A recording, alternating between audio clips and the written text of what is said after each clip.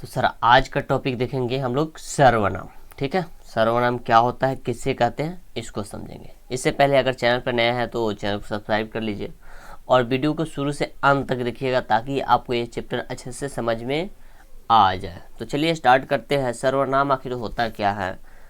जिन शब्दों का प्रयोग किसी वस्तु, स्थान, व्यक्ति आदि के नाम हो या संज्ञा के स्थान पर प्रयोग किया जाए उसे सर्वनाम कहते हैं। जैसे हम किसी व्यक्ति का नाम न लेकर उसे आप, तुम आदि कहकर संबोधित करते हैं। चलिए दूसरा परिभाषा देखते हैं इसका। वह शब्द जो संज्ञा के बदले में प्रयुक्त होता है उसे हम सर्वनाम कहते हैं। जैसे मैं, तुम, हम, वह, आप, उसका, उसकी इत्यादि। चलिए समझते हैं वाक्य के माध्यम से। जैसे कि राम एक अच्छा लड़का, राम एक अच्छा लड़का है। तो राम जो है ये क्या है? एक संज्ञा है। राम है, संज्ञा है, लेकिन इसका परिभाषा हो जाएगा सर्वनाम के कि संज्ञा के बदले में जो शब्द प्रयुक्त होता है उसे हम सर्वनाम कहते हैं। तो राम एक अच्छा लड़का है, राम को हटाकर वहाँ लिख सकते हैं कि वह एक अच्छा लड़का है। तो राम को हटाकर वहाँ पे हम वह लिख सकते हैं। ठीक है, वह एक अच्छा लड़का है। देखिए संज्ञा को हटाकर इसके बदले में वह का भी जो प्रयुक्त होता है तो वह क्या हो जाएगा? सर्वनाम हो जाएगा। ये बात, इस बात को आप याद रखेंगे। हिंदी के मूल्य सर्वनाम 11 है। मैं, तू, आप, यह, वह, जो, सो, कौन, क्या, कोई, कुछ, ये हो जाएगा। चलिए हम लोग इसका प्रकार भी देखेंगे। पहले पुरुषवाचक। तो पुरुषवाचक है जिसमें मैं, तू, वह, हम, मैंने, ये चीज़ें आती हैं। उसके बाद निजवाचक। निजवाचक में क्या आएगा? तो केवल आप आ जाएगा, आप या तुम। निश्चयवाचक, इसमें यह या वह आएगा, यह निश्चय होगा। किसी भी बातों को हम बोलेंगे, जैसे कि बोलेंगे यह लड़का है, यह लड़का है, तो निश्चयवाचक में आएगा यहाँ। ठीक है। अनिश्चयवाचक, कोई, कुछ। संबंधवाचक, जो, सो। प्रश्नवाचक यानी कि कौन, क्या। इस टॉपिक को अच्छे से समझना है हम लोगों को। चलिए इसका भेद देख लेते हैं। यानी सर्वनाम के भेद प्रयोग के दृष्टि से 6 है। कितना है? तो 6 है। पुरुषवाचक सर्वनाम, निश्चयवाचक सर्वनाम, अनिश्चयवाचक सर्वनाम, संबंधवाचक सर्वनाम, प्रश्नवाचक सर्वनाम, निजवाचक सर्वनाम। चलिए एक एक कर इसको जानते हैं। पुरुषवाचक सर्वनाम क्या होता है? ठीक है, देखिए जो सर्वनाम वक्ता, वक्ता मतलब बोलने वाला, श्रोता, श्रोता मतलब सुनने वाला, तथा किसी अन्य व्यक्ति के लिए प्रयुक्त होता है उसे पुरुषवाचक सर्वनाम कहते हैं। जैसे मैं, तू, वह आदि।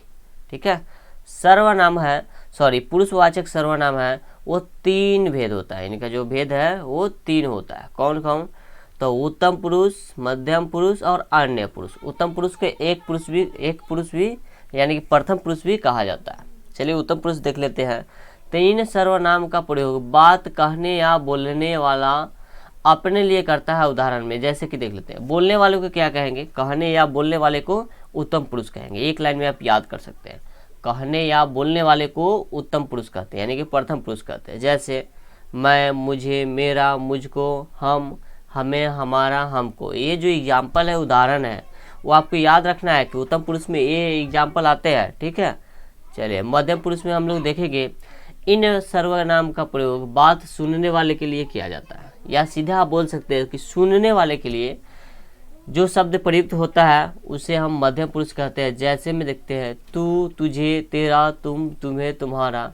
आदर सूचक आप, आपको, आपका, आप लोग, आप लोगों को आदि। जैसे हम कोई बात बोल रहे हैं तो सामने वाला व्यक्ति ना सुनते हैं, या सामने वाला आप हो सकते हैं। जैसे आप सुन रहे हैं तो आप मध्यम पुरुष हो सकते हैं। हम बोल रहे हैं तो हम उत्तम पुरुष हो जाएंगे यानी कि प्रथम पुरुष हो जाएंगे। अन्य पुरुष क्या होता है? इन सर्वनाम का प्रयोग बोलने वाला या अन्य किसी व्यक्ति के लिए करता है, यानी कि जो व्यक्ति यहाँ पे प्रेजेंट ना हो लेकिन उसके बारे में यहाँ पर चर्चा किया जा रहा है तो वो आपको अन्य पुरुष में आएगा। जैसे कि वह, उसने, उसको, उसका, उसे, उसमें, वे, उन्होंने, उनको, उनका, उन्हें, उनमें आदि। जैसे बोलेंगे वह बहुत अच्छे लड़के थे। वह, जैसे कि यहाँ पे मान लेते हैं राम बहुत अच्छा लड़का है, राम बहुत अच्छा लड़का है, लेकिन राम तो यहाँ पे नहीं है तो हम बोल सकते हैं कि वह बहुत अच्छा लड़का है, तो उसके बारे में चर्चा किया जा रहा है तो कौन सा पुरुष रहेगा? तो अन्य पुरुष हो जाएगा। तो ये एग्जाम्पल आपको बहुत अच्छे से याद रखना है। चलिए निजवाचक सर्वनाम भी देख लेते हैं। निजवाचक सर्वनाम, जो सर्वनाम शब्दकर्ता के स्वयं के लिए प्रयुक्त होते हैं उन्हें निजवाचक सर्वनाम कहते हैं। जैसे स्वयं, खुद, अपने आप। उदाहरण में, तुम स्वयं यह कार्य करो, उसने अपने आप को बर्बाद कर लिया। उसने अपने आप को बर्बाद कर लिया, इसमें आप जो है वो निजवाचक सर्वनाम है। उदाहरण है, तुम स्वयं यह कार्य करो, तो इसमें जो तुम है वो निजवाचक हो जाएगा। यहाँ तक समझ में आ गया सभी को? अगर जिसको भी दिक्कत हो रहा है देखने में, वो वीडियो का क्वालिटी बढ़ा लेंगे। चलिए अब बात करते हैं, जिन सर्वनाम शब्दों से किसी निश्चय व्यक्ति या वस्तु का बोध होता है उसे निश्चयवाचक सर्वनाम कहते हैं। ठीक है, जैसे यह, वह, ये, वे। उदाहरण, यह मेरी घड़ी है, वह एक लड़का है, वे इधर ही आ रहे हैं। ठीक है, इससे क्या होता है, निश्चय मतलब यह वह याद रखेंगे, यह वह ये वे। ठीक है, ये सब जो भी उदाहरण है वो निश्चयवाचक का है। ठीक है, चलिए अनिश्चयवाचक सर्वनाम, जिन सर्वनाम शब्दों से किसी निश्चित व्यक्ति या वस्तु का बोध नहीं होता है। इसमें तो निश्चित व्यक्ति या वस्तु का बोध होता है, लेकिन अनिश्चित में बोध नहीं होता है, उसे अनिश्चयवाचक कहते हैं।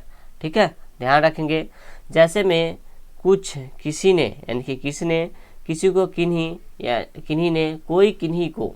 ठीक है, ये सब चीज़ें आपको आ जाएगा अनिश्चयवाचक सर्वनाम में। उदाहरण देखते हैं, लस्सी में कुछ पड़ा है, कुछ पड़ा है, कुछ में कुछ भी हो सकता है, निश्चित नहीं है क्या पड़ा है, कौन सा कीड़ा पड़ा है। ठीक है, भिखारी को कुछ दे दो, ये निश्चय नहीं कि क्या देना है, पैसा देना है, अनाज देना है या क्या देना है। कौन आ रहा है, ये भी फिक्स नहीं है, मामा आ रहा है, दादा आ रहा है या कौन आ रहा है। ठीक है, राम को किसने बुलाया, शायद किसी ने घंटी बजाई। ठीक है, शायद किसी ने घंटी बजाई। ये सब चीज़ें अनिश्चय सर्वनाम है। ठीक है, चलिए आगे बात करते हैं। तो अब देखेंगे हम लोग संबंधवाचक सर्वनाम, जिस सर्वनाम से वाक्य में किसी दूसरे सर्वनाम से संबंध ज्ञात होता है उसे हम संबंधवाचक सर्वनाम कहते हैं। जैसे जो, सो, जहाँ, वहाँ, जैसा, वैसा। उदाहरण में समझते हैं, जहाँ चाह वहाँ राह, जहाँ चाह वहाँ राह। यहाँ पे जहाँ, वहाँ, ये सब क्या है, तो संबंध बता रहा है, ये दोनों के बीच में एक संबंध बता रहा है। जहाँ चाह वहाँ राह, जैसा बोओगे वैसा काटोगे। ठीक है, जैसा बोओगे वैसा काटोगे, एक संबंध बता रहा है। वह कौन है जो रो पड़ा, वह कौन है जो रो पड़ा, ये दो वाक्यों को जोड़ने का काम करता है। जो सो गया वो खो गया, जो सो गया वो खो गया। ठीक है, ये चीज़ें याद रखना है। जो करेगा सो भरेगा, जो करेगा सो भरेगा, तो याद रखना है। प्रश्नवाचक, ये बहुत इजी है, सबसे इजी है। जिन सर्वनाम से वाक्य में प्रश्न का बोध होता है, यानी कि किसी से हम कोई कुछ पूछते हैं, प्रश्न करते हैं, उसे हम प्रश्नवाचक सर्वनाम कहते हैं। जैसे कौन, कहाँ, क्या, कैसे। इसका सीधे याद रखेंगे जिसके लास्ट में स्टॉपी एस आता है। ठीक है, इंट्रोगेटिव वाक्य, सेंटेंसेज। चलिए उदाहरण देखेंगे, रमेश क्या खा रहा है, कमरे में कौन बैठा है। तो जो ये कौन शब्द है या क्या लगा हुआ है, ये सब आपका प्रश्नवाचक हो जाएगा। ठीक है, वे कल कहाँ गए थे, तो कहाँ गए थे, ये होगा प्रश्नवाचक। आप कैसे हैं, तो कैसे हैं, तो ये भी प्रश्नवाचक। यानी जो प्रश्नवाचक चिन्ह लगा हो तो आप आसानी से बता सकते हैं कि कौन सा सर्वनाम है। ठीक है, तो आज के वीडियो में यहीं तक रहने देते हैं। ठीक है, बाकी मिलते हैं फिर नेक्स्ट वीडियो में। तब तक के लिए अगर वीडियो अच्छा लगा हो सर तो लाइक कर देंगे, और चैनल पर नए हैं तो फिर चैनल को सब्सक्राइब कर लेंगे। ठीक है, चलिए मिलते हैं अगले दिन।